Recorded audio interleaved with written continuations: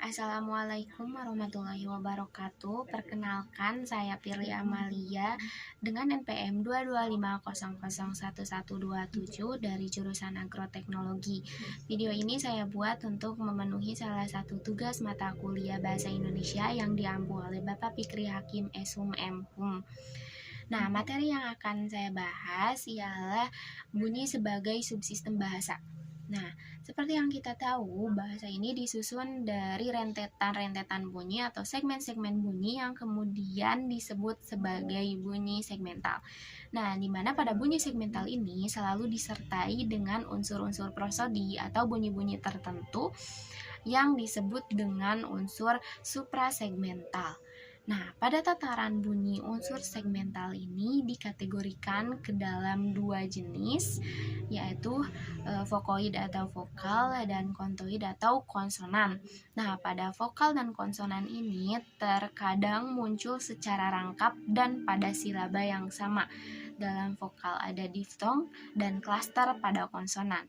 Nah, bunyi atau fonologi ini mencakup seluruh aspek dalam bunyi bahasa.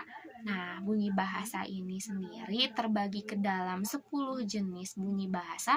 Yang pertama ada bunyi vokal, konsonan, dan semivokal. Yang kedua ada bunyi nasal dan bunyi oral. Yang ketiga ada bunyi bersuara dan bunyi tak bersuara. Yang keempat ada bunyi keras dan bunyi lunak.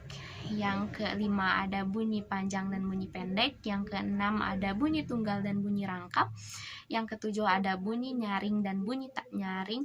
Yang kedelapan ada bunyi egresif dan bunyi ingresif. Yang kesembilan ada bunyi segmental dan bunyi suprasegmental. Yang kesepuluh ada bunyi utama dan bunyi sertaan. Nah, lalu saya akan menjelaskan diftong pada vokal. Nah, diftong ini merupakan vokal rangkap di mana diartikan sebagai vokal yang berubah kualitasnya pada saat diucapkan.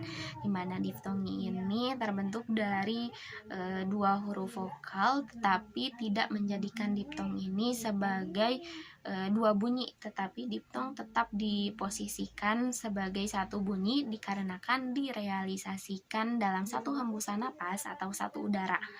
Nah, dalam puebi ini ada diftong au, yaitu contohnya itu ada pulau. Lalu pada diftong ai contohnya ada pantai. Lalu pada diftong oi contohnya adalah emboy. Dan pada diftong ei contohnya adalah survei.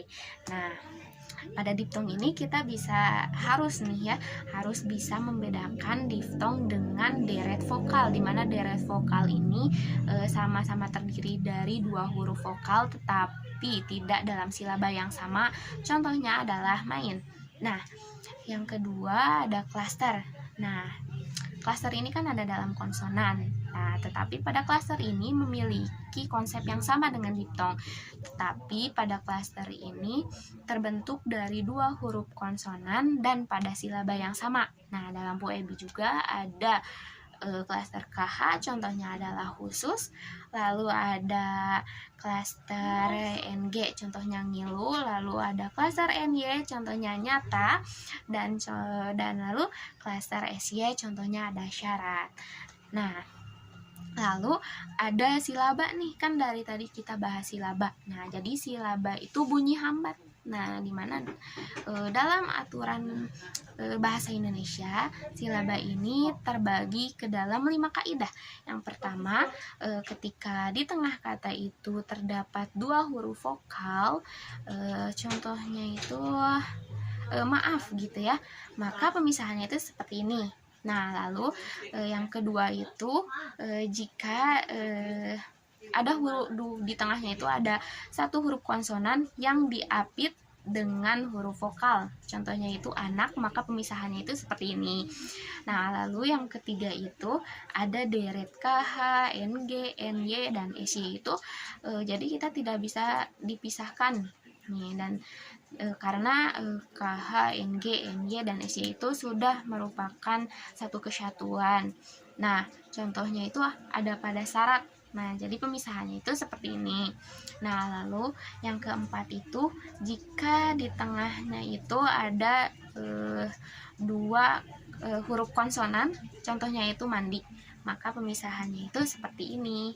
Nah, lalu yang terakhir nih, jika di tengah katanya itu terdapat 3 fonem konsonan atau lebih, maka pemisahannya itu terdapat pada contohnya itu indeks, maka pemisahannya itu seperti ini.